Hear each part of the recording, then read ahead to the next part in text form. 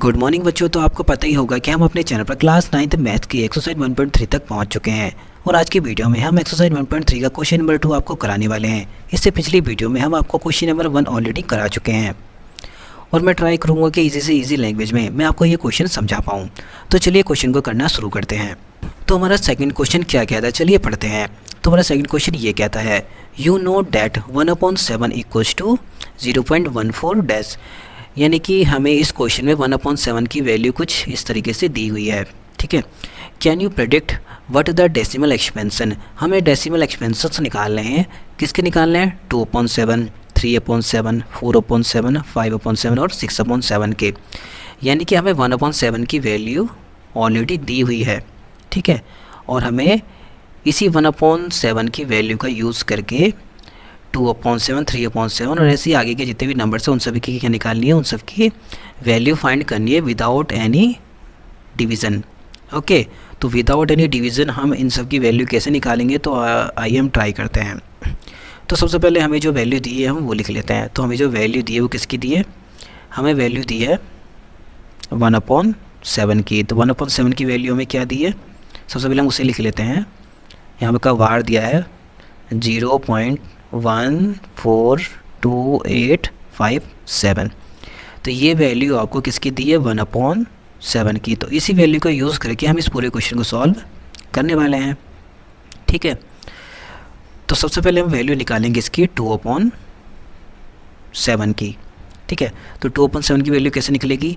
तो हम इसमें क्या करेंगे, हम इसमें 2 को क्या करेंगे, 2 को कॉमन ले लेंगे, यानी 2 को बाहर निकाल देंगे। तो अगर मैं इसे इस तरीके से लिखूँ 2 × 1/7, तो क्या मैं इसे इस तरीके से लिख सकता हूँ? आप बोलेंगे जी हाँ मैं बिल्कुल लिख सकता हूँ, क्योंकि दोनों तो इक्वल ही हैं ना। हमने खाली 2 को यहाँ पे बाहर निकाल दिया और अंदर अपना 1/7 पहले ही लिखा हुआ है, ठीक है।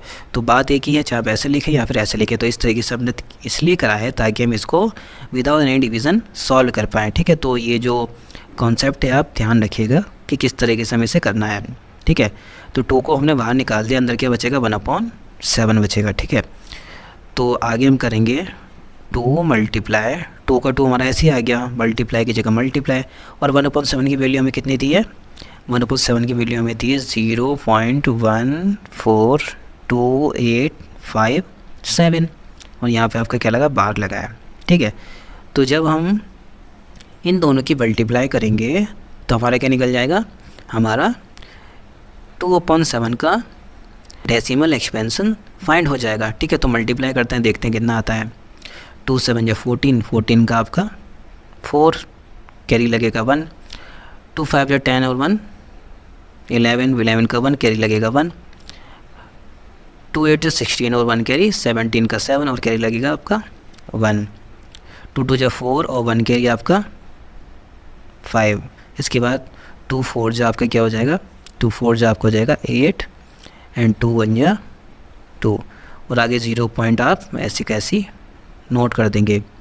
तो ये आपका डेसिमल एक्सपेंशन आ गया 2/7 का, ठीक है। तो इस तरीके से हम आगे की भी फाइंड करेंगे। अब हम आगे निकालेंगे 3/7 का, ओके। तो 3/7 का भी बिल्कुल इसी मेथड से हम निकालेंगे कि इसमें हम 3 को बाहर ले लेंगे और अंदर आपका क्या हो जाएगा? 1/7। बात तो एक ही है, चाहे हम 3 की मल्टीप्लाई 1/7 से कर दें या 3/7 लिख लें, दोनों एक ही जैसे हैं। तो हमें इस कॉन्सेप्ट को समझना पड़ेगा कि इस तरीके से इसे सॉल्व करना है। तो यहाँ पे हमारा 3 मल्टीप्लाई 1/7 की वैल्यू आपको पता ही है 0.142857, ठीक है। 1/7 की वैल्यू सेम ही रहेगी, जो है वही आपको उतार देनी है। और जब हम इन दोनों की मल्टीप्लाई करेंगे तो आपका क्या आएगा? 0.42857 तो ये आपका क्या आ जाएगा? इसका आंसर आ जाएगा इन दोनों को मल्टीप्लाई करके। तो ये आपका आ गया 3/7 का डेसिमल एक्सपेंशन, ठीक है। इस तरीके से हम अपने 4/7 का भी डेसिमल एक्सपेंशन निकालेंगे। तो यहाँ पे इसको तोड़ देंगे 4 मल्टीप्लाई 1/7 में, ठीक है। सेम वही 4 मल्टीप्लाई ये आपकी सेम उतर जाएगा, जो ऊपर है वही हम नीचे उतार देंगे, ठीक है। और जब इन दोनों की मल्टीप्लाई करेंगे, 4 की मल्टीप्लाई हमारी इस वैल्यू से होगी तो हमारा आएगा 0.571428, ठीक है। तो मैंने आपको 3 वैल्यू के डेसिमल एक्सपेंशन निकाल के दिखा दिए 2/7, 3/7 और 4/7 की विदाउट एनी डिवीज़न। तो आपका ये छोटा सा काम है कि नेक्स्ट जो आपको 5/7 और 6/7 का जो डेसिमल एक्सपेंशन फाइंड करना है वो आप सेल्फ करेंगे, तभी क्लियर होगा कि आप इसे किस तरीके से करते हैं। या फिर आपका भी एक बार प्रैक्टिस होना ज़रूरी है कि जैसे मैंने ये ऊपर के निकाले हैं वैसे ही आपको इन दोनों के नीचे के सेम निकालने हैं, ठीक है। तो आई होप आप इनको ईज़िली अब फाइंड कर सकते हैं, ठीक है। बाकी इस क्वेश्चन को लेकर अगर आपका कोई भी डाउट हो तो आप मुझे कमेंट्स में पूछ सकते हैं।